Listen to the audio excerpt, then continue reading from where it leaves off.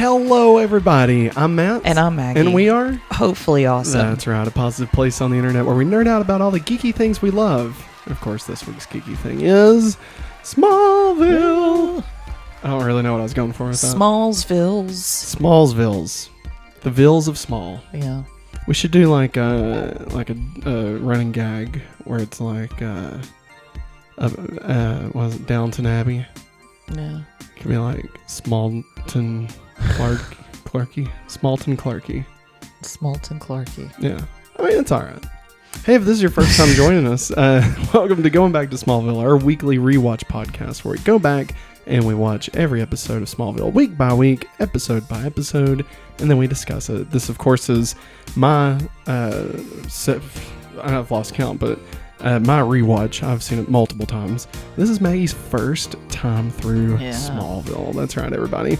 And if you're joining us right now, you're in a good spot because this is the mid-season premiere of season 2. So some things kind of shift gears. It's going to be fun seeing where everything goes. Yeah. Speaking of where everything goes, it's time to go because we're going back to Smallville. I like that you pointed. I appreciate that. And we want you to go back to Smallville. We want you to join the Ghostbusters.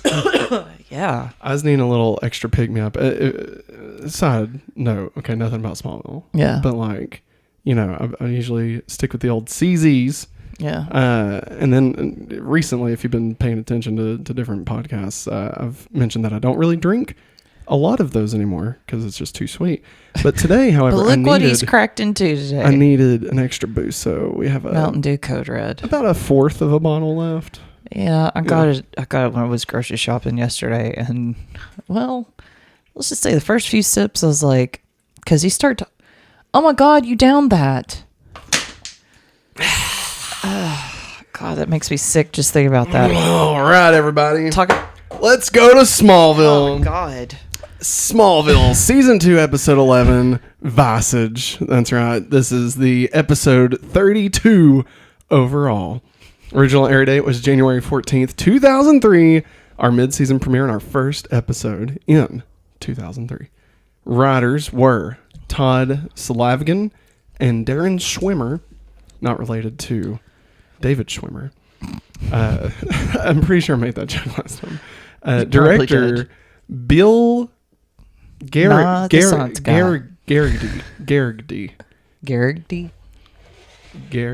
Like I want to say Buddy Garrity, but that's definitely not it. Garrity. Like Buddy Garrity. Yeah, Garrity. Fucking Friday Night Lights. Yeah. But it's Bill Garrity. Yeah. Bizarro Buddy Garrity. That's his cousin that owns the other. I got my voodoo rising. That's his cousin that owns the dealership about 5 miles down the road.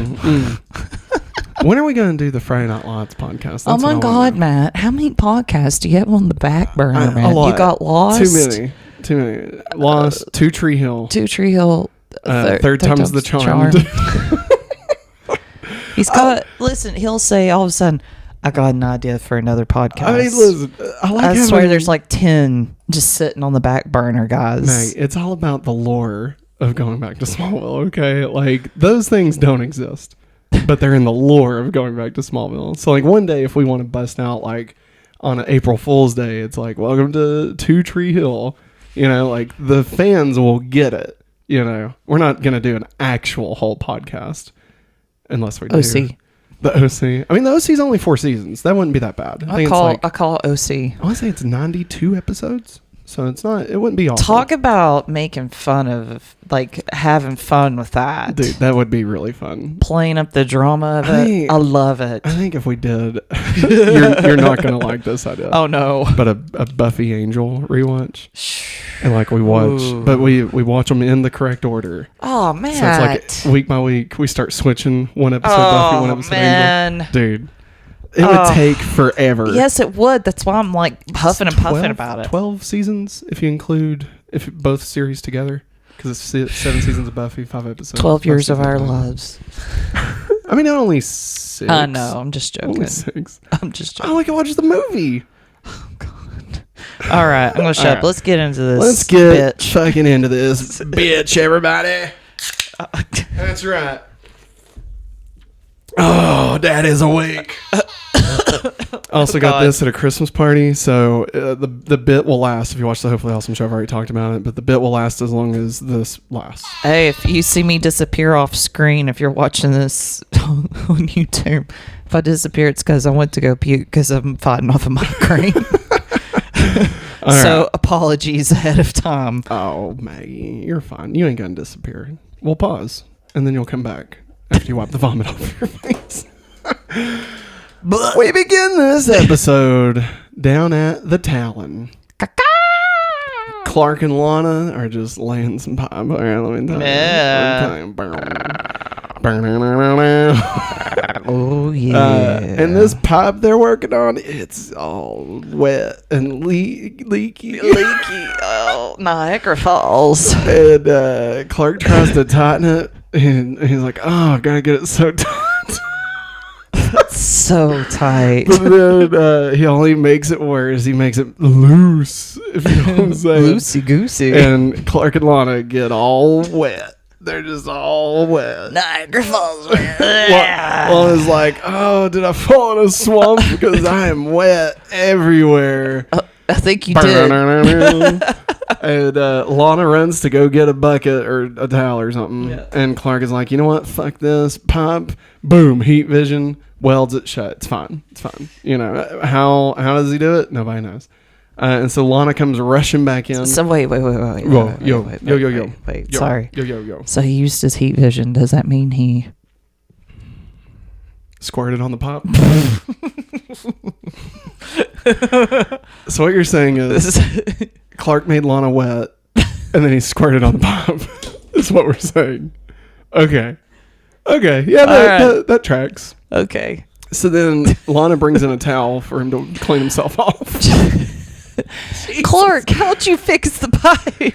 He's like, I just give it an old 1-2. Yeah. Lana's like, one day I'll find out how Clark does all these amazing things. And then she's like, here's a towel. And Clark's like, thanks. He's drying his face, but his white t-shirt is soaked. And she can see them. White t-shirt contest. Honestly, good at the Talon. Good for the WB. Yeah. For sexualizing a teenage boy. Okay? Like, I don't mean it like that. Why did it blink? I don't know. Like, honestly, like, I mean, obviously he wasn't a teenage boy. He was probably like in his at least 20s, if not 30s. Yeah. But that's such a future CW style. Well, I mean, because like they're always sexualizing the women. Oh yeah. Right? So I mean, at least in this, they were like, you know what? About dang time. And I mean, he's Superman. You know, like he's sexy, handsome. You know, he's handsome. He's handsome. He's a handsome guy. He's like taut. You know what I mean? He's taut. Matt's been thinking about him. Listen, I'm joking. I had to get a towel and clean myself off. If you know what I'm saying. I'm joking. All right, so Lana goes back, gives Clark a towel, notices everything, and she's like, I'm gonna need a second towel because I'm even wetter now. And Clark brings up missing Lana being next door. And then she's like, there's a cat next door, Lana. Reminds me of you. not quite the conversationalist. But man, she is a sure good pussy. Cat. Oh, listen, God. This episode started off with a fucking bang, okay? This has already started off. Literally and figuratively. Oh, God. So then he's like, by the way, have you heard anything about Wendy? Have you heard anything? Squashes the mood, you know? And Lana's like, no. They sent all of Whitney's stuff back to his mom since he's been missing for over a month. So it's been a month since the last episode, everybody. Bum, bum, bum. And she knows, she shows Clark that she actually has her kryptonite necklace back. Oh, crap. That's right. Nell's piece of meteor rock. The Nell may be gone, but she lives on. She lives her on. torture lives on. Gosh, Nell. And Clark's like, fuck, you gonna great. start wearing that again? Yeah. And she's like, no, and she puts it back in that little lead box. I can't do it until I know Whitney's home safe. It just wouldn't feel right. It wouldn't feel right. And then, what's this? Oh no! We're in Indonesia. And Whitney and his squad are trying to find their way back to the base. And let me just say, yes, this looks good. Yeah, it does. Like the shift in art style. Mm-hmm. Like, I mean, I feel like the they coloring. yes, looked like Saving Private Ryan. Like they totally nailed this. And I think it shouldn't be missed on anybody that we're in a post 9/11 world. Yes. So like, I think this episode more than any other really plays that up a lot. Oh yeah. Really. Yeah. Really does. So, I mean, there's some stuff I actually really like about this episode, even though I think, like, if I'd watched it now for the first time, I probably would have been like, God, roll my eyes, you know. I did. Yeah. That was my first time watching. I'm like, oh, God, yeah, really? We'll get there. Really? I remember really liking, like, specifically something about Jonathan, and, like, even watching it in this, I was like, yeah. And then Maggie. Yeah, Jonathan. And Maggie's like, well, I was like, oh, fuck, you're right. Damn it.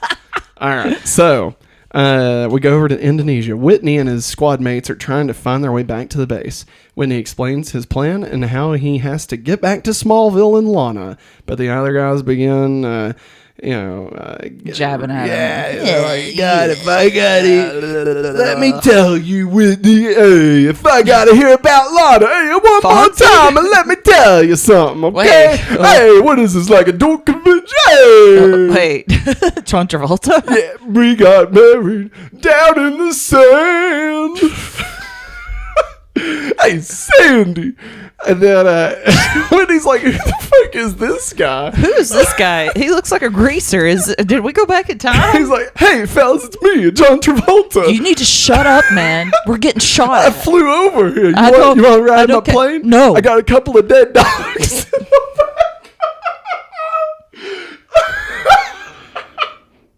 From Look Who's Talking Now. I know. Right. I know.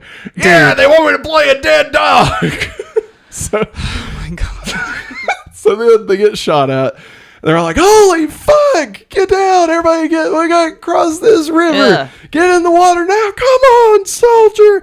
And they're going, and the one guy's like, I've been hit. Yeah. I can't go. And Whitney's like, you're not dying this day. Come on. He grabs him, throws him over his shoulder. He's like, come on, Bubba, we're making it out of here. And he takes off running, and then,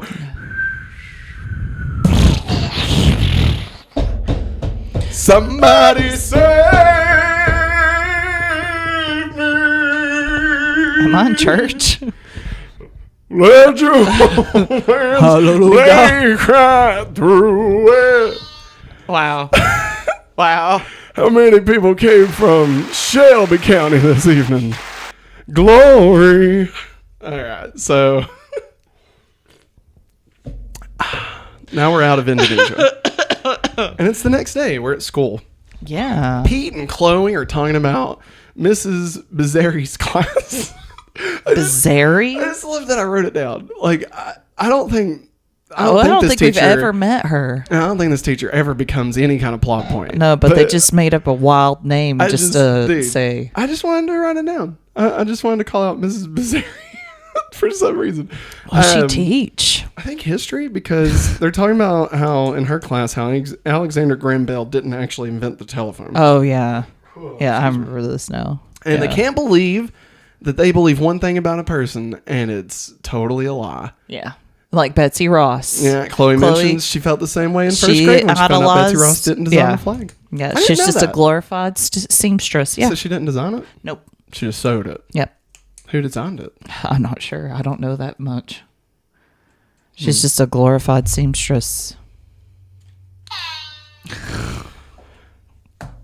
It's great. It's already paying off dividends. Wow. It is. Clark and Lana talk at her locker, and Clark begins, he brings up the Winter Festival. What are you doing this Saturday? And he's like, Lana, why don't you come with me to the old Winter Festival? And Lana says she has to work some extra shifts at the Talon. And he's like, you can't work forever, Lana. You need to have some He's fun. like, Lana, listen, my friend's got a girlfriend, and he hates that bitch. He tells me every day. Clark. He says, man, I really got to lose this chick in the worst kind of way. Clark, what are you meaning by She this? sits on his ass. He works his hands to the bone to give her money every payday. But she wants more dinero just to stay at home. And my friend, you gotta say. Say no way. Say no way. No way. way. Nah, why don't you get a job? And Lana's like, huh? And he's like, Lana, you can't work yourself to the bone. Working yourself to the bone ain't gonna bring old Wham Wham back any faster. You know what I'm saying, man? Oh my God. She's like, Whitney's missing Clark. God, Clark, you're so insensitive now. Whatever. So I'm not Whitney, okay? No, you're not. You're far from Whitney. So he is risking his life for his country. Hey, salute Mr. Marine, okay? Wait, John So Travolta? I'm not Fitbit, okay? Jesus. So I'll never be the king of queens, okay? Oh, wow. That's it. Oh, my God. That's the end. When I end the bit, that's how I'm going to end the bit. That's how oh, my God. All right. So Clark explains you can't work yourself to death. It won't bring Whitney home any faster, and it's still okay to have a little fun. Girls just want to have fun. And Lana agrees and says that she'll go. But then...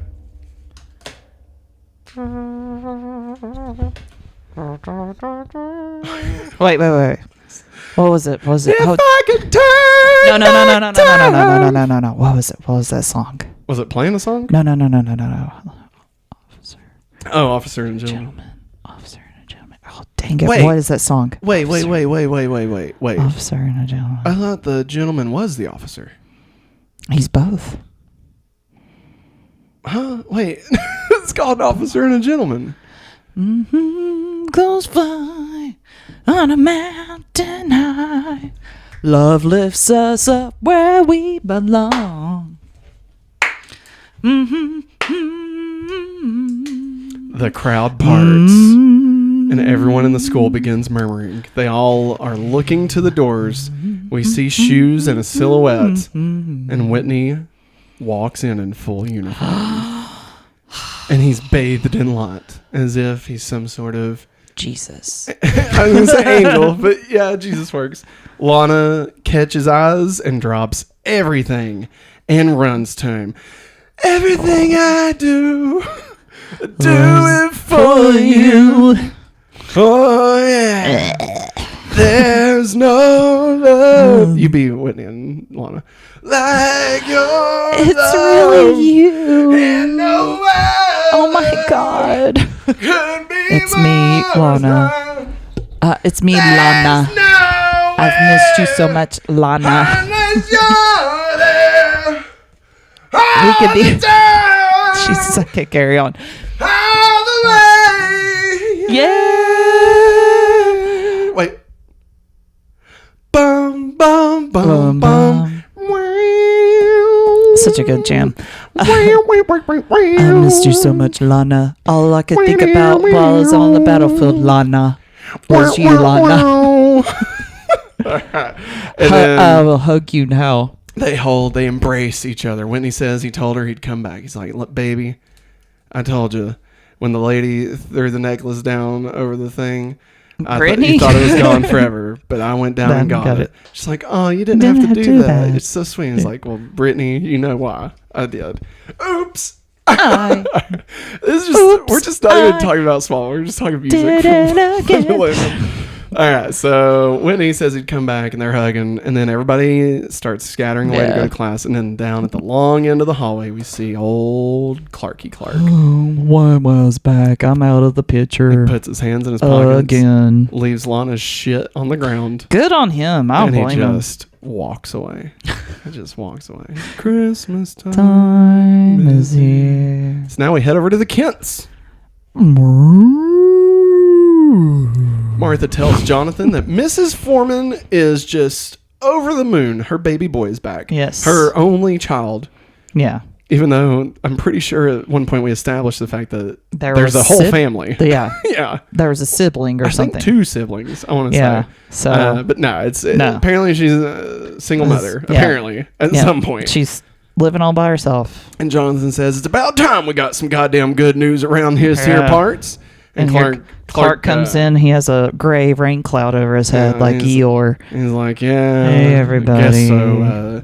Lana's throwing a big welcome party for Whitney at the Talon. I'm not going. And Jonathan says, well, you're gonna go, right, son? No. And Clark says that, he's like, listen, Dad. Listen, okay? Dad. Daddy-o. Listen. Sorry, I'm listening. I'm listening, Clark. Listen, I'm happy for Whitney. I'm glad he's safe. I'm glad he's back and he's safe. But me and Lana just started becoming close, And I'm just not sure I can stomach just watching Whitney and Lana together all night, I don't know if I can take that kind of rejection, And Jonathan says, listen here, you little fuck. All right? Whitney... listen here, Clark. You got to put your fucking personal feelings aside, okay? Because Whitney went and fought to protect this country, all right? And you're gonna give him the hero's welcome he fucking deserves, you piece of shit. Whoa, Dad. Well, fuck, Clark. He didn't die for our sins. I salute our troops. He didn't die for our sins. And I gotta say, at the time, I really liked this scene. I was like, yeah, good on you, Jonathan. Good on you. Like, teaching Clark that some things are more important than your own personal feelings. Putting yourself, lowering yourself. Yeah. So that you can stand for others. Right? And something like that. But then, I don't know. Now that we're 21 years after 9/11, I don't know if I feel as strong. I don't know. Because... that's forcing your child to swallow their personal feelings. I mean, and that's not healthy.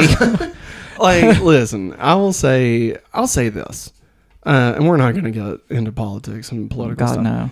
But I will say that I definitely respect men and women who do fight to protect us. Yes. I don't think that they're always given the best things to do. No. And I don't think America should be as involved in a lot of things that they are. And I don't want everybody to just start jumping to conclusions. I'm not talking about everything. Like, there's just, sometimes it's like America kind of sucks a little bit. They make some bad choices every once in a while. And, but just because that is the case, doesn't mean that the people that have to carry those choices out are all bad. Yeah. Now, don't get me wrong. There are a lot of assholes in the military also. I'm not saying that everybody that wears a uniform is, God's fucking gift to the earth. I'm not saying that at all. Yeah. I'm saying there are some good people there too. And the good people who are just looking to help. Those people I respect. Yeah. And especially in Whitney's case. I mean, he was looking to find himself. He was, he missed his dad. He lost his dad. He thought that this would give his life some purpose. He wasn't looking to go out and start killing people. No. He really wanted to find a meaning in his life, right?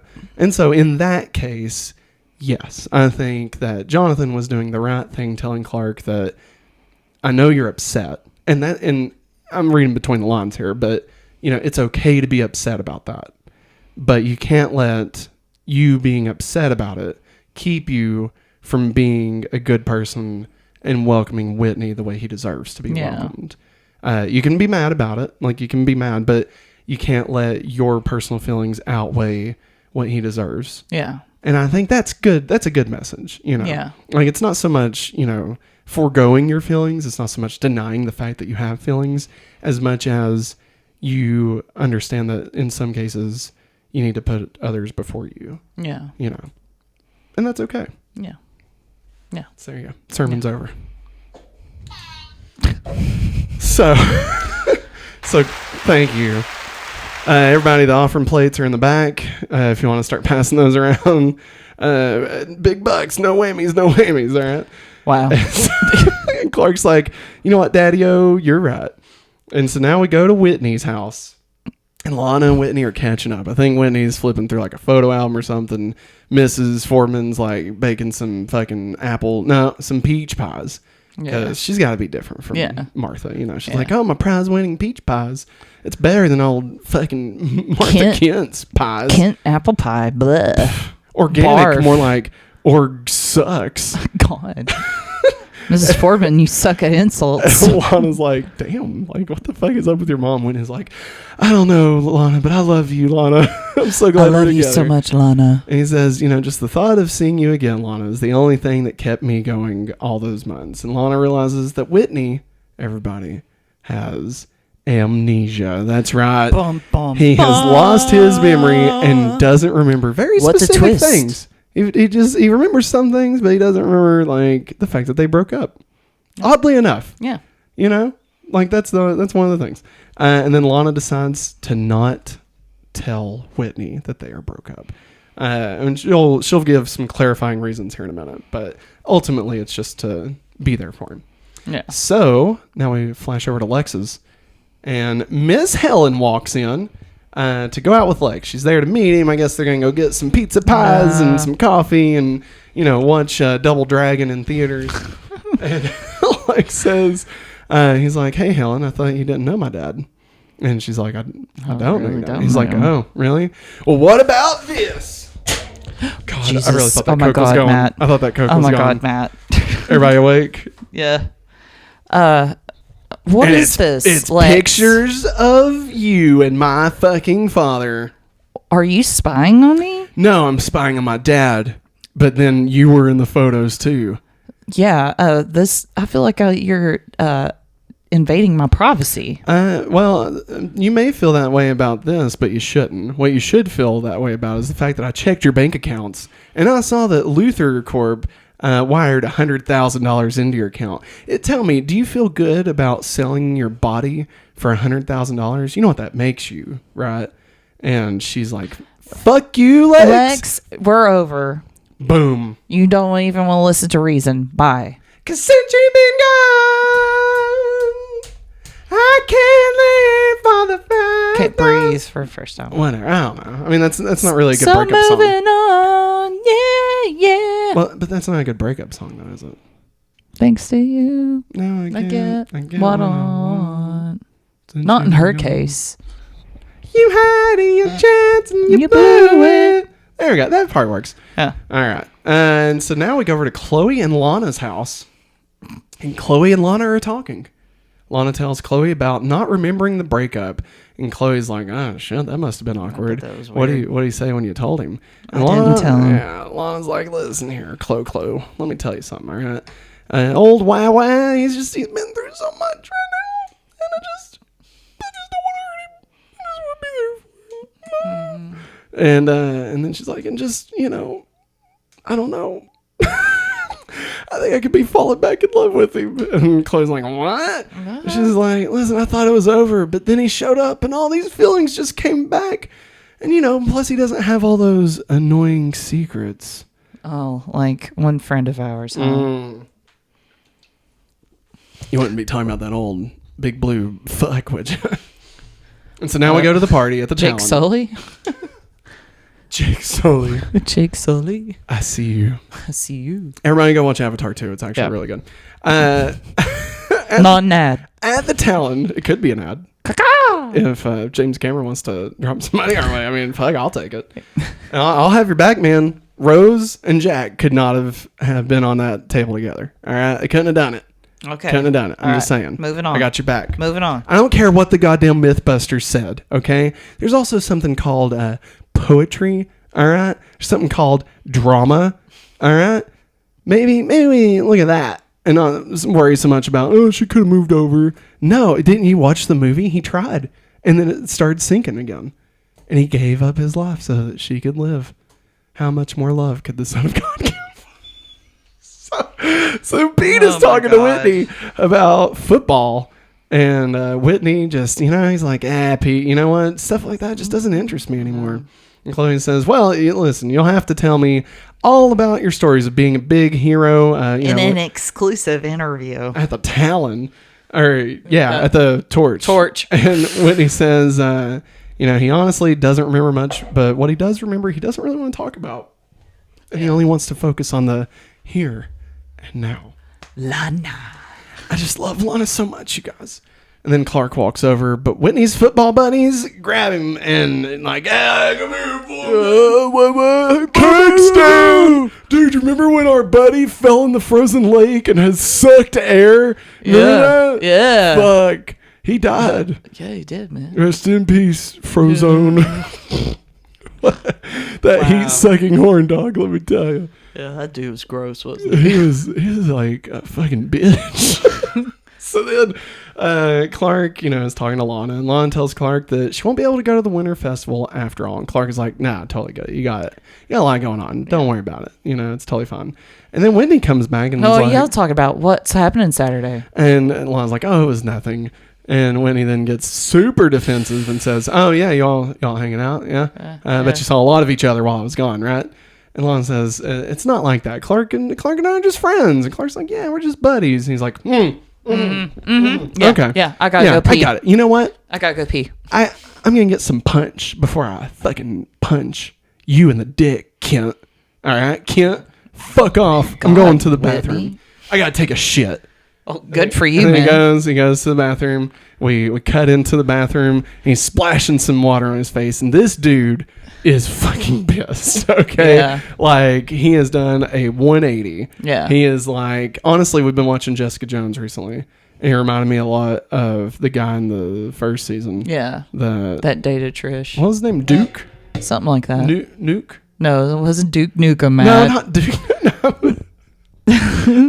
His name was Nuke, I think. Okay. Yeah, not Duke Nuke. You said Duke the Nuke. No, I know, but I mean like, Duke or Nuke or, Duke like Nukem. Jack or Jake, or Jack off. All right. So anyway, he reminds me a lot of that. Like he's just super sweaty, super pissed off, talking to himself. And he's like, God, how could I have been so fucking stupid? Of course she's been seeing Ken. I'm such a fucking idiot. I swear to God, I'm just a fucking stupid moron. Whitney, you're so fucking stupid. You fucking stupid fucking fuck. Hey, Whitney, you okay? I'm so mad I can just... Whoa. He throws the door. Bro. He's like, I just gotta carve into this fucking stall. I'm just shit is making me so angry. Whitney, it's Clark. What are you doing? Fuck you, Kent. If you know what's good for you, you'll stay away from Lana. And he shoves him, and Clark's like, what the fuck? And he looks and like, oh shit, he sees the door ripped off. He's like, Whitney, how did you do that? And Whitney's like, fuck you, Kent. Fuck you. What's their feces on? Fuck you. Fuck you. What's their feces? Fuck you. Stop it. Fuck you. Matt. And so now we're at the next day at school. And Clark approaches Lana to talk to her about the last night and what Whitney did. I can't believe you, Clark. You went like, and trashed the bathroom at my place that I'm in charge of. What are you talking about? That was Whitney. No. Whitney told me it was you, that you was pissed off because me and him are back together. Lana, he's lying. No, you're lying. You're trying to place it on Whitney. Trying to make him look bad. And then she says, hasn't Whitney been through enough? Yeah. And now you're calling him a liar. And can I just say, Lana, what Jesus Christ, like... We just did this 2 episodes ago. Jesus H. Chrissy. I literally yelled. Yeah, he did. I was like, did she take her fucking crazy pills or something? Like, how did she just forget There's that been this exact same thing happens all the time? 3 times that this has happened, and Clark has looked out for her. Don't get me wrong, okay? Like, Clark has not been the most open and honest person. No. I completely agree with that. But this is terrible of Lana also to just look, if you don't want to be with Clark, don't be with Clark, okay? And if you want to be with him, then be with him.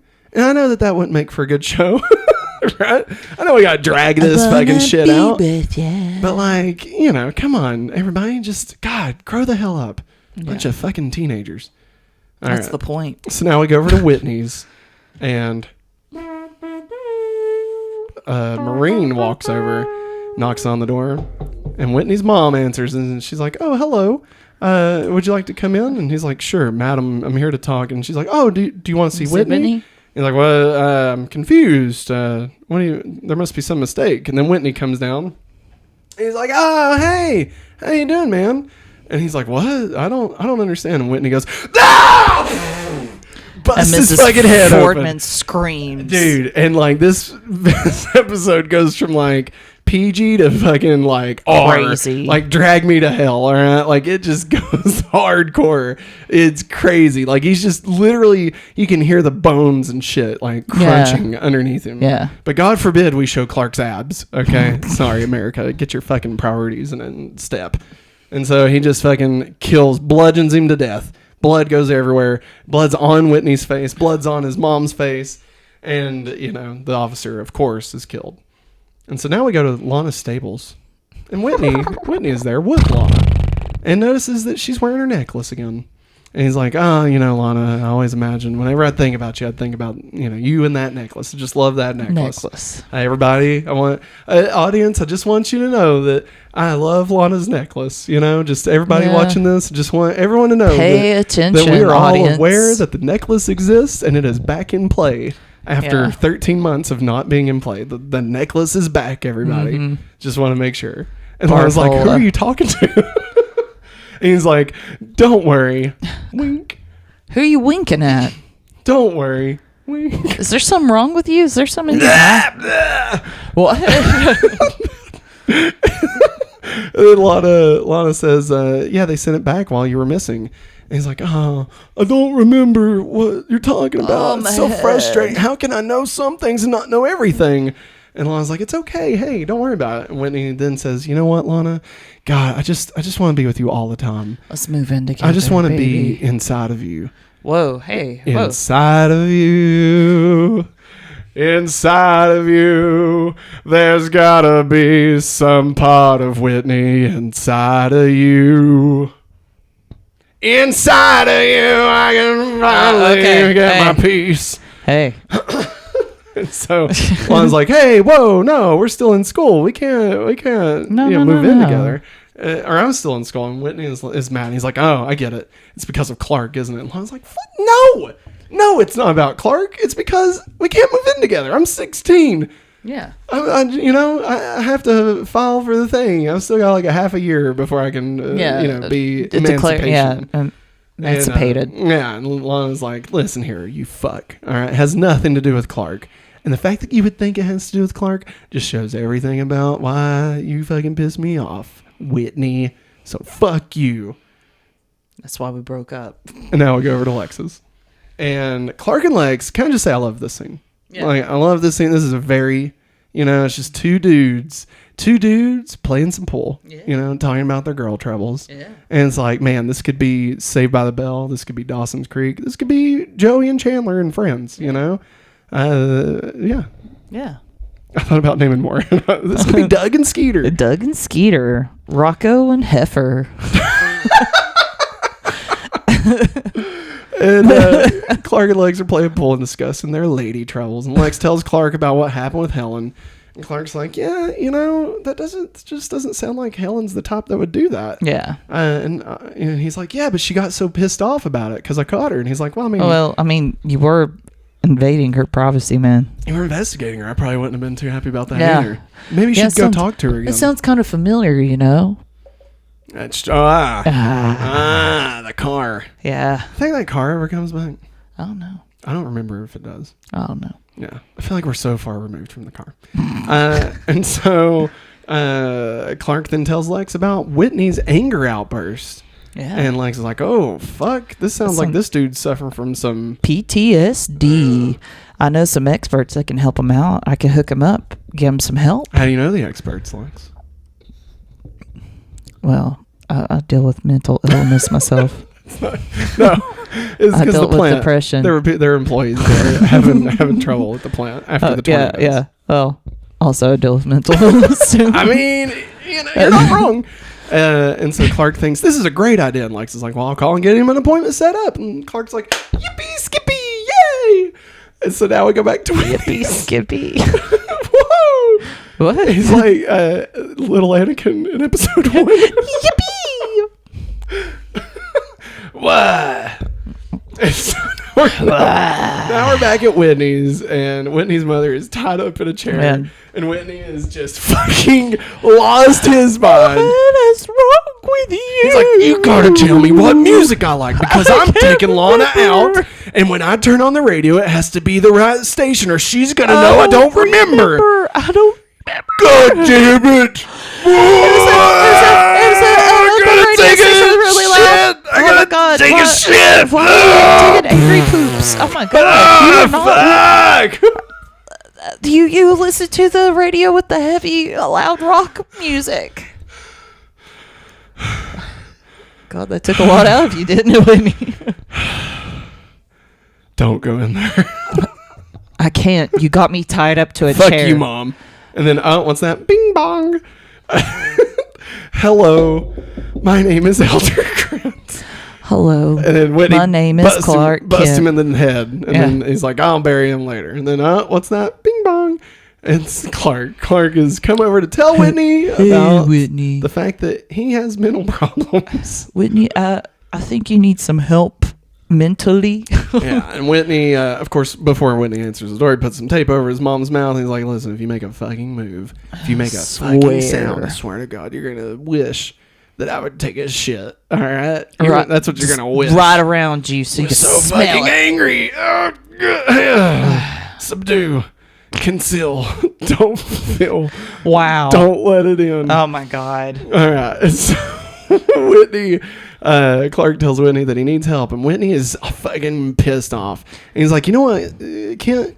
I think you need some fucking help. Bam! Shoves him, goes flying like fucking 20 feet. What happened to you, Whitney?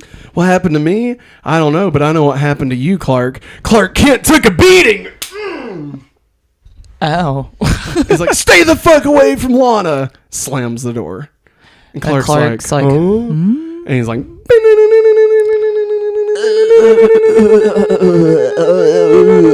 your skeleton looks weird. It's green.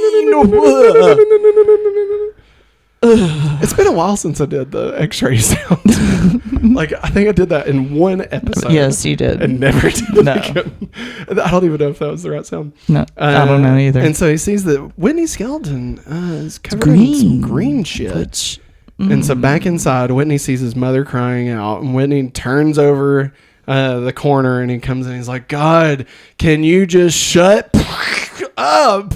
And it turns out Whitney turns back into Tina Greer, a.k.a. Flana. She's back and badder than ever. On an all-new Smallville, Whitney returns in a wonderful way. But could there be something being concealed beneath the surface? Find out on an all-new Smallville after this week's episode of Buffy. Followed by Gilmore Girls. I didn't mean to hit that one. I love coffee. Me too. Gilmore Girls. Mom. I mean, we nailed it. Yeah. I think we nailed it. All right, so now we're at the torch. And Clark tells Chloe and Pete that he thinks Whitney might be Tina Greer. He's like, look, listen. Could it be possible? I know this sounds crazy, but Whitney may not be Whitney. And Chloe is like, are you getting existential on this? Or is this some wall of weird stuff? Yeah. And Clark's like, I think he's Tina Greer. And Chloe's like, the Mighty Morphing Power Girl? That's right, everybody. And I gotta say, later in DC references, I get very pissed off about this, okay? Like, just, you'll love it. And so Chloe says, that's impossible. Tina killed herself in the mental hospital last week by setting herself on fire. And Clark's like, well, did they check her dental records to verify it was her? And Chloe's like, Jesus, Clark, god damn, you've been watching some SVU? Like, what the fuck? Investigational journalist. There you go, Clark boy.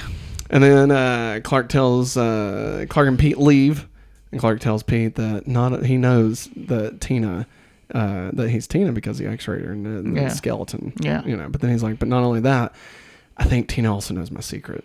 And he's like, what? And he's like, yeah, listen, I had to use my powers in order to stop her. Listen here, Petey.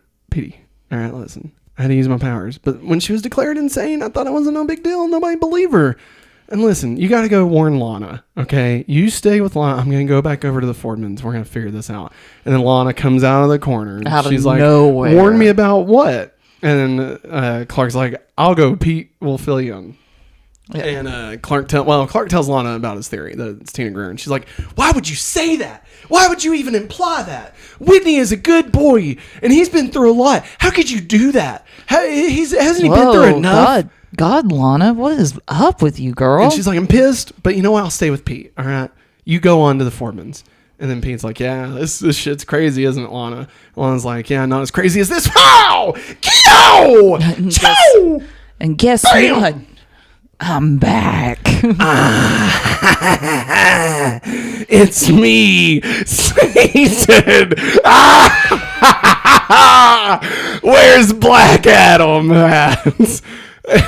Pete's like, I don't know. I don't know. He's Black like, Adam. oh fuck, I'm like way like 20 years too early. Shit. Okay, I'll let you guys go back. I'll see you later. Bye. Tina's like, okay, where were we? Yeah, fuck you, Pete. And I'm sorry, Pete should have been dead this time too. How many times is Pete's skull going to get fractured? Yeah. Here's what I wonder. You know, the amount of times people get knocked out, like, that's not a good thing. No. Lex has been knocked out a lot. I mean, I want to say, like, more than twice within a year is bad. Yeah. Like, you're looking at probably some permanent brain damage. Mm-hmm. It's like every episode, they're like, and then Lana gets knocked out and Clark can use his powers. You know, it's just like, well, that's a cop out. Is she gonna die? It's a cop out every time, man. Yeah, I mean, that's just, you know, that's Smallville for you. It's Fallville. I'd watch Fallville. Wait, that's what Gilmore Girls is. Mom, you want to get some coffee? I love coffee. Oh, coffee. Luke. Lorelai. Coffee. All new Gilmore Girls. I actually really like Gilmore Girls. I don't know why we're shitting on it so much, but like it's a fun show. Like, it was okay. Do you think the mom? Never mind. And so it's hot. No. The grandmother. Oh. Do you think she would have been a January 6th? Oh my God, Matt. No, it's a callback because I made that joke like 3 episodes ago. I completely blinked it out of my brain. That might have been the one that you couldn't talk. That might have been what was going on. Yeah, it was because I made it giving you a look. That sounds about right. And so now we're at the Fordmans, and Clark finds Mrs. Fordman all tied up, and he saves her. What's rips wrong, the tape off of her mouth, and Mrs. he's like, Fordman, what's wrong? He's like, "Where's Whitney?" And she's like, "That's not my son. That is a monster. He's not my son. He's a monster." Oh. Going for the Emmy. She's going for the Emmy. Yeah, you go, girl. She's like, "I'm gonna fucking win that Emmy. I'm gonna cram it up Martha Kent's ass." Whoa, you're talking about mom. And so now we go back to the town, and Whitney. Yes. Whitney. This is because, listen, in order to track this, because Tina's doing like doppelganger shit the rest of this episode, okay? So anytime I'm talking about a character that is actually Tina, I'm going to refer to them as fake whatever she's disguised as. So she is Whitney right now, so she will be Whitney. There you go. And so Whitney rushes in to see Lana and tells her that he now understands why she wouldn't move in. And he's like, "You know what, Lana? I get it. You know, you're old school. You want to kick it old school. So that's why I'm here to give you this." And he gets down on one knee, and Lana's like, "What the fuck?" And he's like, "It's my mom's ring. It's my mom's ring. It means eternity. No. We can be inside of you." Whitney. What? I need to tell you something. I sent a videotape, and we broke up. What? While you was gone, we broke up. Why would you say that? Haven't I been through enough? Don't play that crap with me, Whitney. That's my card, Whitney. Listen, I can't marry you. I don't feel the same way about you as I used to. It's because of Clark, isn't it? No, it's not. God, man, get off of Clark's case. Listen. Do you have a thing for him, Whitney? Listen, that's neither here nor there. All right? But listen, fine. I get it. I understand. All right? Do you? You don't want to be with me. That's fine. Since this is it, can I have your necklace as a going away gift? Just to remember you by. I guess so. That's a really weird request. Thanks, Lana. I will cherish it forever. There you go. Grabs the necklace, walks out. She's like, "Wow, that was easy. Barely an inconvenience." Yeah. And so now we're at the Kent's barn. And Jonathan's all working on the tractor. He's working on the tractor, gonna get it running so they can get all of the crops that they raise, because I guess that's what they do on the barn farm. And so Jonathan says, "Oh, Clark, how's Mrs. Fordman?" He's like, "Well, Mr. Fordman's dead, Dad. So I don't know why you're asking about him, but Mrs. Fordman is fine." I took her to the he's hospital. like, she's upset, but she's safe now. And then, Jonathan's like, "Well, that's really great, son. It's great that she's safe. Too bad you're not going to be." And pulls out the necklace. What? It's Fwanathan. And so it's Clonopin. And so I think that's a medicine. So now we're at the storm cellar, and Tina in Jonathan's clothes, they decided, John Schneider was like, "I'm not filming this shit. You give her my jacket. Fuck." And so Tina throws Clark down the old, down the storm cellar. And she's like, "Clark, guess what, bitch?" And like puts the necklace around his stuff or something. I don't know. Around his neck. Around his balls. God. And so Tina speculates that, the meteor shower must have... Jesus, what was that? Just loose sneezing. God.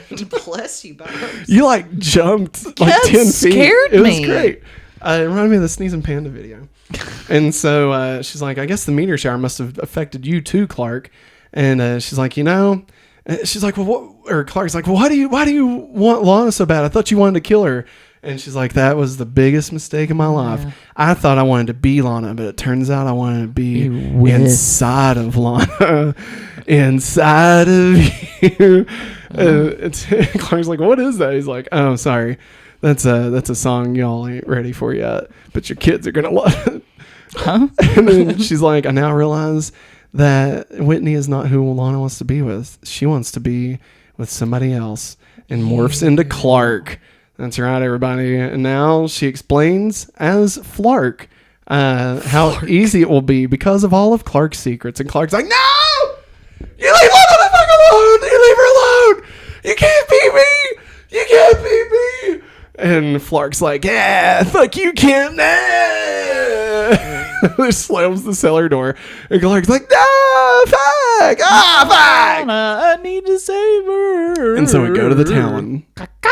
And Lex confronts Helen again and asks for an explanation this time. And she tells Lex, "You know what, Lex? I don't owe you jack shit. But just so you know how fucking stupid you are, your dad found me. And he offered me money to dump you. And when I told him no, he wired the money in anyway." And Lex realizes it was all set up by his dad, and his dad played him. That's right. The whole thing worked. It just worked anyway. Lex played right into his hands. And he's like, "Listen, Helen, I'm sorry." No, it's too late for that, Lex. Since you've been gone, I'm moving on, and I don't like the fact the first time I'm so moving on. I guess it is a good breakup song. Thanks to you, now I get what I want. Since you've been gone.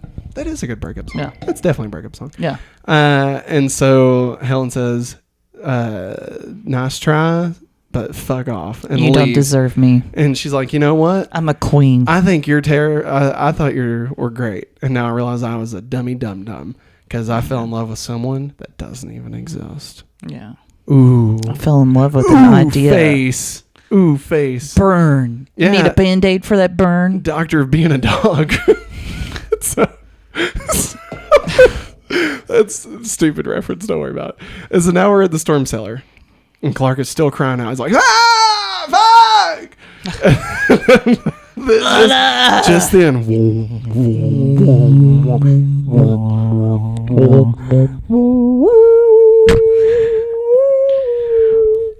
"Hello, is this where Clarkery Kent is? I need his help to save the old dastardly dog catcher."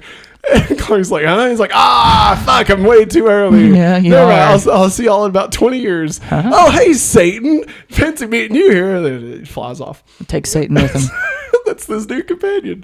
I'd watch a Doctor Who episode where Satan's David with him? Tennant and Satan are just putting around, Gotta say fucking Jimmy John's Chocolate Factory or something. Oh, what's that? And then a white light starts glowing, and then it encompasses the entire room, and then it shuts off. Good job. And the necklace is now clear and no longer affects Clark. It's a diamond. Shine bright like a diamond. And then Clark breaks loose and runs off. The Clark runs. And so now we get to Chloe and Lana's. And Tina is looking through Lana's closet. And then Lana's like, oh, hey. And Tina's like, fuck. I need some socks. She turns around and she's now Chloe. And Chloe tells Lana that she was just looking at some stuff, you know, and Lana's like, oh, okay. Everything's in a spin cycle. I was just looking for a tampon. My name's Chloe. It's Chloe? Where'd that come from? Because I'm fake Chloe. Huh? Oh, I mean, what? Bye. And she's like, hey, Lana, listen, I talked to Whitney, and he explained everything, you know, and I think it's great that you can now be with Clark. And I was like, what the fuck are you talking about? Is everybody like... No, it's later. It's later. She's like, what do you mean? I'm really surprised you'd be ready to play matchmaker with me and Clark. What do you mean by that? Well, I mean, given your recent history with Clark, I didn't think you'd be so ready for that. Oh. And Chloe's like, whatever. I don't care. Either way, whatever. Bye. And then she leaves. No. She's like, fuck. What? No, she doesn't leave. Yeah, she did. No. What'd she do? Because Lana starts Lana's trying to find clothes in the closet, and she comes up behind her and starts sniffing her. Yeah, that's weird. Yeah. And so now we're at the Talon.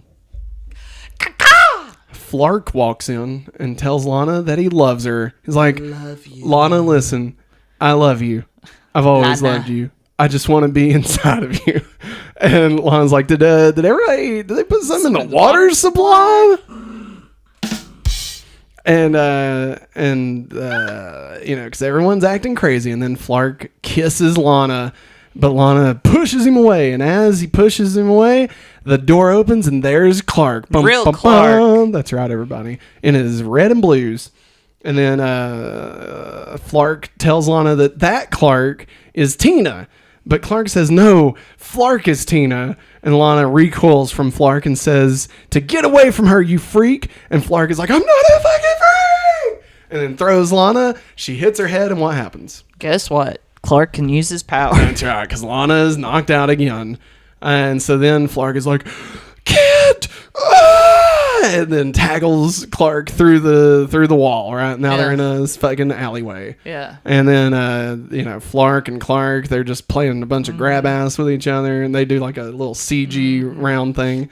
And then Flark's like, why won't you die? I think I better talk about it. And then Flark's like, you know what? Fuck you. I'm going to throw this fucking tractor on you or something. And Clark slowly, lazily moves to the left. And Flark just runs into a wooden spike and kills himself. Yep. And then Flark turns back into Tina and says, protect Lana. Already do, bitch. Clark, before I die, can you whip it out? No. Just one. I'm about to die. No. Oh, damn. No means no. And Tina's like, sorry, I tried. And Kayla is like, shit. Ghost Kaylee is like, sorry. I just wanted to give it one more chance. Oh, Kala. There it is. I'm sorry. Just your variations of the name just threw me off. And so now we're at the Kents. Jonathan and Clark walk in, and there you can tell that everything's kind of sad. They tell Martha that Mrs. Fordman will make a full recovery, and she's like, "Oh, that's great. Well, what about Whitney?" And they say, "Well, the officer who came by was trying to tell Mrs. Fordman that they found Whitney and that he was killed in action." Clark laments Whitney's death and wonders if he could be as brave as Whitney if he didn't have his own superpowers. Like, Whitney didn't even have powers, and he went over there, you know? And, like, could I be that brave, Dad?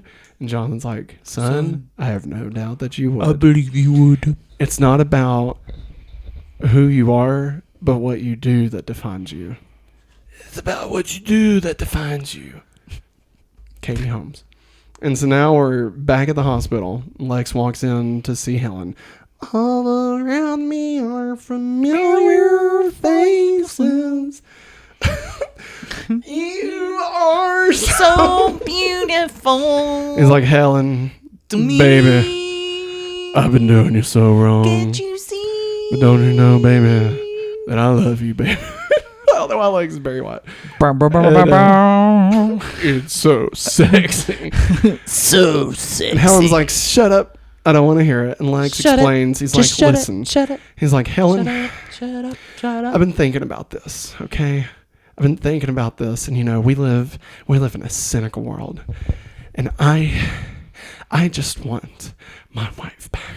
Wait, huh? I just want my wife back. Wait, no. And Helen's like, Lex, just shut up. We're not Shut married. up, Lex. You had me at hello. You had me at hello. She grabs his hand and they walk off. Do you want me to tell you what they actually said? Or are we all good with just saying We're good with that. Okay. We're good with the Jerry Maguire. They're back together. And so now we're at the caves. Ooh. Is that the caves? It's Clark and they're making echoes. Echo. You should just, this is what you should do. You should go, echo, echo, echo, Echo. There you go. Perfect. Echo. And then Echo. Clark takes Lana's necklace and he's like got a flashlight and he's giving it one of these. Making you know? it like a prism. He's like, seeing the rainbows. What the fuck is that with his necklace? You know, but then, what's that? Lana comes walking in and Clark then pockets the necklace. He just puts it back in his fucking pocket. He's like, fuck, she can't know about that. And then Lana begins crying and explains that she hates herself for making Whitney think that she wasn't there for him when he needed her the most. And Clark hugs Lana to reassure her and says that is definitely not the case. That Whitney knew you were there for him. You know, that he knows that. And then Lana explains that everyone she has ever loved, or everyone that she's ever gotten close to, has left her. Her parents, Nell, and now Whitney. And Lana apologizes to Clark for not being a better friend, that Clark is the only constant and good thing in her life. She says she doesn't care if he has secrets because she needs him. Clark hugs her tighter and says, I'm not going anywhere. Lana cries. The end. Finn. That's right, everybody. So, that is this episode of Smallville. But you know what else is this? A message from our sponsors. This episode is brought to you by patreon.com/hopefullyawesome. That's right. At the $5 tier, you can have access to every episode we make ad-free and have your name listed in the credits of every video. At $10, you'll be able to get access to our all-new exclusive shows right here on patreon.com/hopefullyawesome. Those include Hopefully Weekly, a weekly show where Maggie and I catch up on all the things that's happened over the past week, both in our life and in the world around us. Family Game Night, a weekly show where Maggie and I will play a variety of board games, from Blockbuster Party Game all the way to Fast and the Furious Heist Game, whatever that is. Highway heist. The Hopefully Awesome movie commentary that we'll do once a month, where Maggie and I will watch one of our favorite films and then record us talking about it over it. Kind of like a mix between Mystery Science Theater 3000 and, just us goofing off and talking about nothing related to the film. And lastly, Matt plus Maggie. This is our monthly show where Maggie and I talk about our relationship. I don't think we'll be giving any advice, but hey, tune in. It'll be fun. And if you want to go above and beyond at the $25 level, not only do you get everything that we've just talked about, but you also get a verbal shout out as our Patreon producer of the entire month. All this and more. So sign up at patreon.com/hopefullyawesome today. All right, thank you for that word, Matt and Maggie. We are back. Jesus. I thought this episode, honestly, it kind of made me like Whitney more in retrospect. Yeah. Like, at least the actor was really good. And he looked a lot better without that stupid fucking haircut. Yeah, the bowl cut. Yes, God. I think 90% of my problems with Whitney as a character was because of his haircut. He whined too much. And it was kind of cool getting the twist that it's not really about Whitney, it's actually about Flana. Yeah. Like, I thought that was kind of cool. Yeah. So, did you have anything you want to say about the episode? That when it showed that it was God, I can't even remember her name. Tina. I was going between Tana and Tina in my brain. I don't know. Tina, you fat lord. Tina, you fat lord. I even said that during the episode. Cracked me up. When it showed that it was her. Yeah. That I went, what? Yeah, I loved it. And Matt's like, He said, I was trying so hard to hide it from you. I was trying so hard. Because you even mentioned last week when I was talking about the faces that like... You're like, no, it's emotion. Yeah. So I was like, how can somebody change other people's emotion? Psycho Pirate can do that. Psycho Pirate from Crisis on Infinite Earths. I don't know who that is. Did you know Faraday from Lost played Psycho Pirate?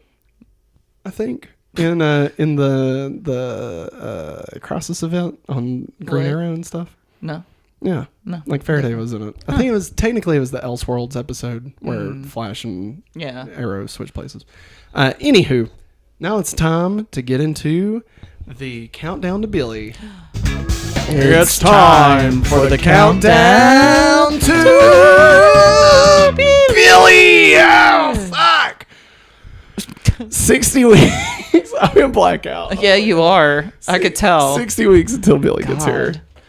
This has been the countdown to Billy.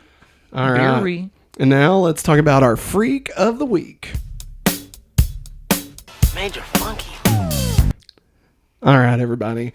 The freak of the week this week is Tina, a.k.a. Flana, a.k.a. Whitney, a.k.a. Mighty Morphin Power Girl. I love the fact they call her Mighty Morphin Power Girl. I do think we should, for the sake of our list, we should go by Whitney. Whitney. Since we did Flana last year, we should do Whitney. Whitney. Yeah. So the current ranking for the freak of the week at number 1. Or wait, do we go backwards? Right? Or do we go... No, I think it changes every now and then, to be honest. At number 1, Red Clark. Number 2, Ryan. Number 3, Kyla. Number 4, Randy. Number 5, Heat Causing Horn Dog. Number 6, Nixon Part 2, Electric Boogaloo. Number 7, Jitters 2. Number 8, Mamma Mia. Number 9, Life Sucking Corn Dog. And number 23, Byron. God, Byron. Byron. So where are we putting Whitney? I think this episode's really good. I think below Kyla. So you think above Randy? Yeah. I was definitely thinking above Randy. Yeah. Yeah. I'm good with that. Yeah. So new number 4 is Whitney. For Whitney. All right, Maggie, if you will tell us the ranking. There's Freaks of the Week. So as of now is number 1, Red Clark. Number 2, Ryan, sad face. Number 3, Kyla. Number 4, Whitney. Number 5, Randy. Number 6, Heat Causing Horn Dog. Number 7, Nixon Park 2, Electric Boogaloo. Number 8, Jitters 2. Number 9, Mamma Mia. Number 10, Live Sucking Corn Dog. And number 23, Byron Forever Will Be at the Bottom. Go away, Byron. All right. Thank you for that, Maggie. Now it's time to get into No Flats, No Tots. Did they break the rule this week? Maggie, did they break the rule this week? No.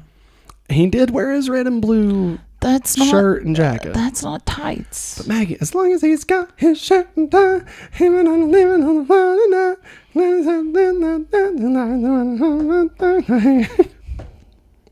Okay, fair enough.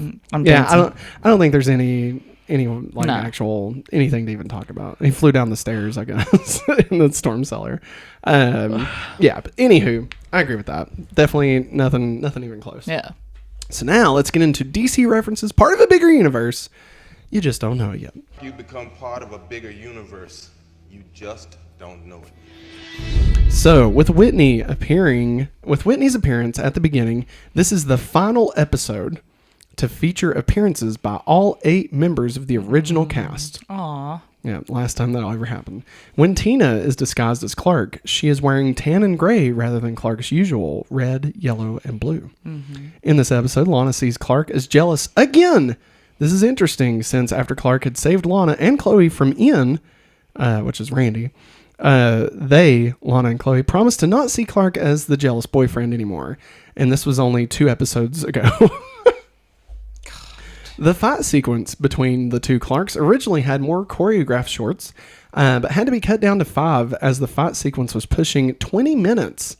For the scene, Welling performed all of his stunts alongside his usual stunt double, Christopher Sayer, who doubled as the second Clark in the sequence. Nice. This isn't called out here. I would say this is not really a reference, but a similar thing that happens in Superman 3. There's like another Superman. Yeah. And like they find each other. Yeah. I still don't understand all that.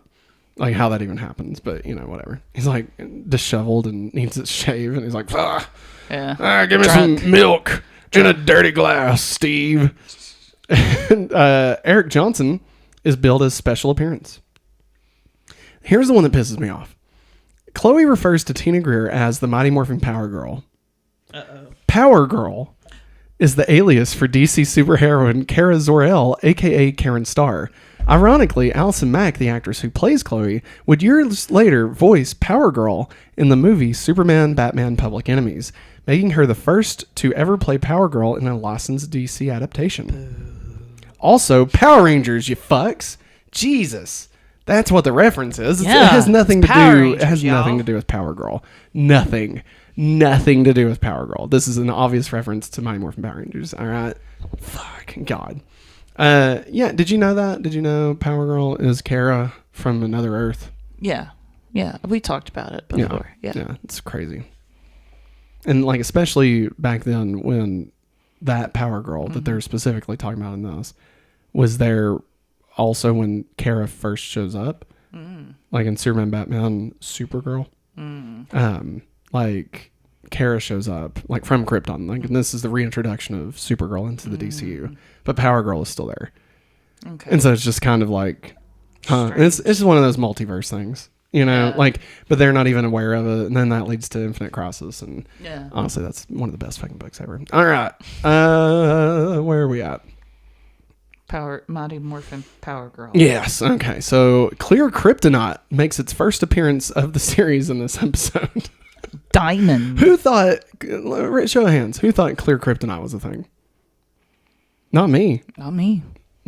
Who would have thought? Who would have thought? Not me. Not me. Honestly, I just assumed it was just a rock now. I don't think. Sure, it was shaped like a diamond, but I mean, I didn't think it was actually like worth anything. I thought it was just a clear rock. Clear kryptonite is harmless to Kryptonians as it is devoid of all radiation. However, it can pierce their skin as it is still from Krypton. So it has like the molecular structure to be able to still do that.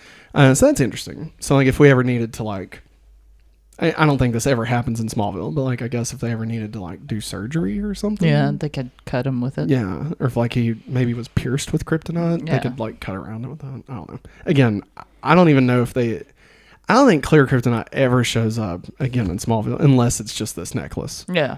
Like they never, as far as I can remember, unless I'm just totally blanking on something. Yeah. All right.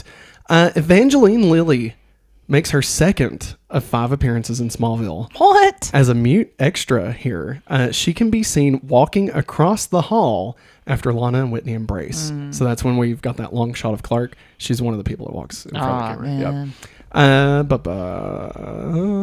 Lily had previously appeared in Kinetic. That was the tattooed teenage alien fighters from Smallville episode. Yeah. What a great reference. I'm still so proud of that. Mad World also plays after an attack at a rally in the Supergirl episode Stand and Deliver. Yeah. Chloe says that Tina, quote, couldn't have pulled off a Martin Guare. This is a reference to a famous case of identity theft in which a 16th century French peasant abandoned his family, but upon his return found that another man had been living with his wife and son for 3 years, claiming to be him. Wow. This is the second time the ship has activated to save Clark's life. In Tempest, the ship followed Clark into the tornadoes. We were talking about this. Yeah. Like, honestly, I didn't consider it that way. No. I thought it just, like, turned on and was, like, trying to, like, I don't know, just fly somewhere, go back to Krypton. I have no idea. Yeah. Like, I just assumed it was, like, turned on and, like, on autopilot. Yeah. Did not even consider the fact that it went exactly where Clark was, And, like, what's funny is lightning strikes it, and that knocks the key out. Yeah. Or the octagonal disc. And like, but it went through space. It survived a planet exploding. It survived the sun exploding. Yeah. Like a supernova. Yeah. But lightning is just too much for it, I guess. Yeah. Crazy. This episode marks the third appearance of Clark's red jacket, blue shirt outfit. Yeah. Which he will wear more and more frequently throughout the series. Maggie, let me tell you, it gets to the point where he's basically a cartoon character. And this is the only outfit he wears. It's like Doug Funny with his brown shorts and green sweater vest. You know, That's how much Clark wears this fucking jacket shirt combo. When Clark opens up his closet, that's all it's hanging up. Could be, yeah. Okay. And honestly, like it definitely, you start, the more you notice it, it starts becoming the Superman uniform. Like he only wears it when he goes into Superman mode. Oh, okay. You know, like that's kind of the way to differentiate like what's going on. Okay. And like they never talk about it. I mean, there's a reference to it later on in the series, but like he's never like, oh, I got to put this on to, you know, go stop Tina or something. Like, you know, it's never that. It's just, it's always just by circumstance. He just happens to be wearing it when he starts doing superpowers. Yeah. Lizzie Kaplan reprises her role as Tina Greer, the shape-shifting girl from the first season episode X-Ray. After Clark repairs the drain pipe, Lana says, maybe one day I'll figure out how Clark Kent does the things he does. This episode also shows clearly that Clark isn't really used to fighting against other metahumans, because when Clark fought Tina Greer, he could have easily used his super speed, as Tina Greer only has the ability to shift forms and possess superhuman strength. Yeah. So just Clark not really knowing what to do. Yeah, interesting. God, Clark. No, right? Take some fucking, what's the dance fighting? Oh, crap. I can't think of the name. Lana Lang shows off her spin kicks in this episode. Yeah, she does. She'd go on to play Chun-Li in a Street Fighter movie with that guy. I could never fucking remember his name. I'd never remember his name. Calvin Klein. Keith Klein.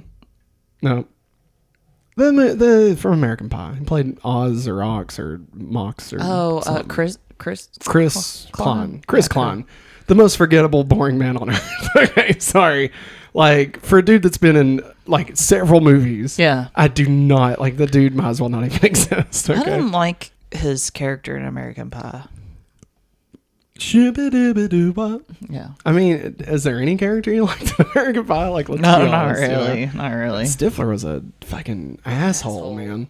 Those movies do not stand the test of time. No, they don't. I mean, honestly, they probably shouldn't even have been around back then. No. But yeah, I feel like you can only watch American Pie if you are a teenager from the age of, like, let's say 13, maybe 11. Like if you're into, like, sex by 11.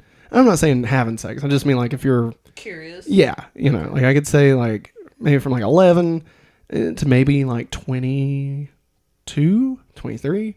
And then after you reach that point, they just suck. You know, I bought them on, they had a DVD trilogy pack, you know, back when I was buying all that crap. And I was like, oh, I love American Pie movies. And I was like maybe 25, 26. And turn the first one. I was like, fuck, this is terrible. Like, Jesus. The second one's a little bit better just because the beach house stuff. Yeah. I always liked that one a little bit better. Anyway, now it's time. Oh, wait, sorry. Chloe says, you spend your whole life thinking you know the truth about someone only to find out that it may be a total lie. Yeah. Hint, hint, Clark. Yeah. All right, now it's time to get into the Talon mix. Ramsey Roll! Hey, I like these guys. Yeah. Remy Zero! All right. A Little Bit Strange by Walkabout. American Rock and Roll by Bumblefoot. Bumblefoot. The Anthem by Good Charlotte. Oh, it's a new day, but it all feels on. It's a good life. That's what I'm told. Mm-hmm. And I don't want everything you do. And I don't ever wanna be you.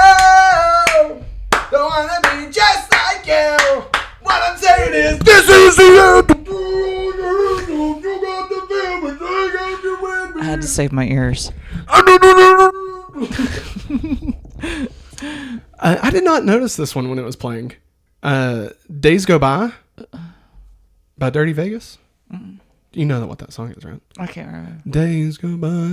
No, I didn't know that either. Yeah, I did not. It says it's the guitar version, but I just didn't pick up on it. Love by Rosie. Feel Like a Man by Susan Barth. Come on, girls. Feel like a woman or something.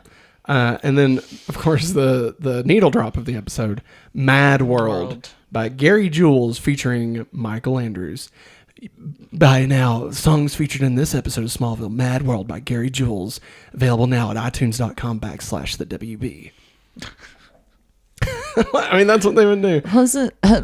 Didn't they do like an album or something for Dawson's Creek or something? Oh, yeah. Yeah. Multiple. Because I remember watching Dawson's Creek with my cousin, and like at the end, they said, you can get these songs that were featured on this episode of Dawson's Creek. Yeah, that's the thing is like, you know, the WB, Warner Brothers had a music label. Yeah. I think they still do. I think they Warner do. Media Group, I think is them. And so they would use these shows to cross-pollinate their own artists. Yeah. So like that's why a lot of these songs, especially ones we've never heard of, that's why they're used, because they're from the Warner Media library. Yeah. Makes sense. Yeah. Now. And I mean that helps boost sales. Yeah. And so they go, you get the album, you get the Talon mix, you know, you get Remy Zero. But yeah, so that's, I mean, anything that was popular, they would shove out some sort of CD, you know. And then of course when iTunes came out, they were like, oh fuck, well now we can just sell these at 99 cents a pop. Don't even have to print anything. Yeah. Yep, that's how the music biz works. Well, it used to. Now it's all download streams. it from Napster.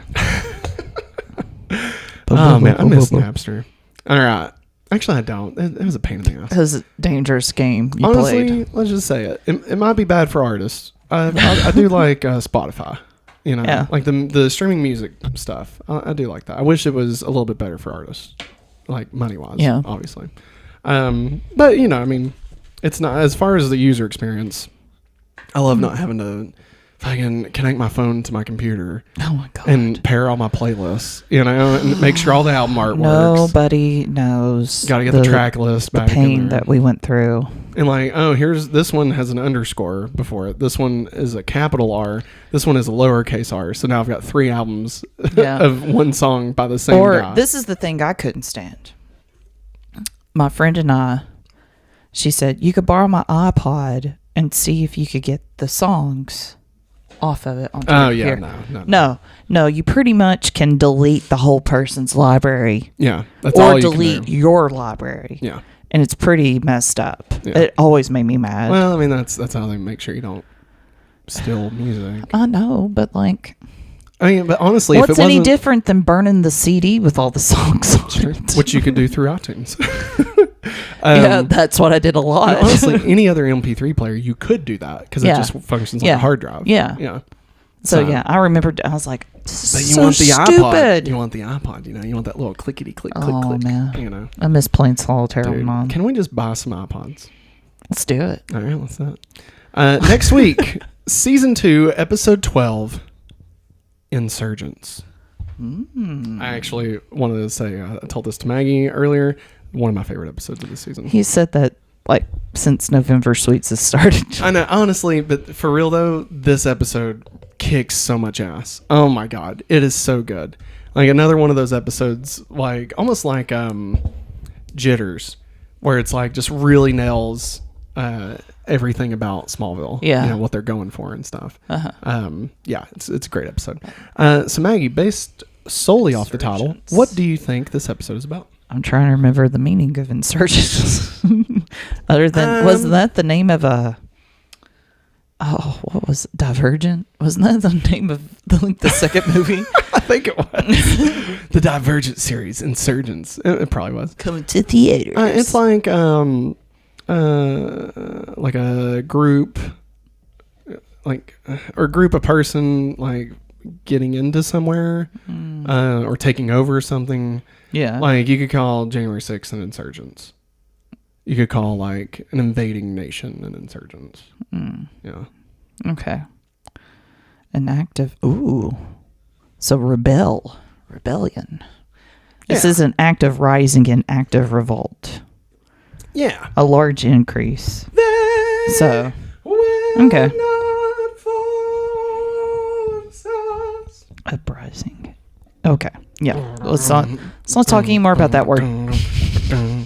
Love me some Muse. So what do you think it's about? Maybe a group that gathers, Okay. like large group, because that's also part of the meaning. Like the Klan? Oh my god! I was trying so bad not to lead and this into other crap. I mean, well, fair. Sorry. Fuck the Klan. Yeah, of Okay, course. Just so we're clear. Of course, but I say it's a large group and they're rebelling against something. How do you think that ties into Smallville? I don't know. I don't want to be political on this. I mean, it could be like a law or something. It's Footloose. That's what it is. Okay. Large group of people going to dance, and everybody's not going to like the dancing. How does kryptonite play into it? How's kryptonite? I mean, like, the does give kryptonite 'em becomes dance a moves? gas, and it makes everybody dance. I want to dance with somebody. I know wanna I'm hit wrong. with I know I'm somebody. wrong. I have no idea what it's about. So that's just my guess. Yeah, you're wrong, but it'll be fun. It'll be fun. It'll be fun. I can't even look up the gifts to post anything about Smallville, guys. So True. I have to be very careful what I see. Be careful, little eyes, what you see. Yeah. Calling out somebody that watches the show and they post things like, what is those videos called that they did of like BTS and stuff? Fan cams? Yeah, there's fan cams of Lana and Clark. Oh, they like yeah. post. Clone fan. Yeah. Yeah. Nah, they're good. I'm like, I should. Yeah, no, see you don't this. need to watch any of I it. try to Yeah. just scroll away. Just double tap and then scroll. Okay. That way they still get the likes. I think I did double tap on one. There you go. So Double tab. that's double dab. Double dab. That's infinite dab. Can we end this episode? Yeah, I feel like my brain is slowly rotting away. Thanks, everybody. We hope you enjoyed this episode. If this is your first time stopping by, we greatly appreciate you making it this far. What are you looking at? I was trying to make sure you's okay. Me. Nothing attacking you because it sounded like you was about to burst into song.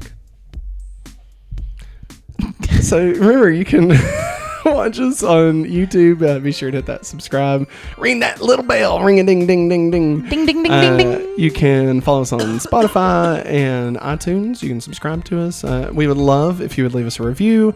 5-star rating would be greatly appreciated. If you would like to get the show early and ad-free, you can head over to patreon.com/hopefullyawesome, where you can get that, as well as exclusive other shows like our family game night, our movie commentaries, and much, much more. However, if you have no bucks to toss our way, that is totally fine. A simple like and share would greatly help us grow. You can follow us over at TikTok and Hive and Twitter, as long as it's still around. Honestly, they just announced while I was recording this that you can't share links to anything. That's a social media, platform. Yeah. So really strong Feelings. show in there that it's gonna, they're gonna survive. Because if there's one thing that proves that you are not struggling, it's forcing everybody to not be able to go anywhere else. That's always a sign of strength. Yeah. So All it's right. such a sign of strength. Oh, you don't yes. Look at that. It's Smallville High. It's for Smallville. This is for school. There's Mickey Mouse. Thanks for watching, everybody. And as always, Have a hopefully awesome day. bye.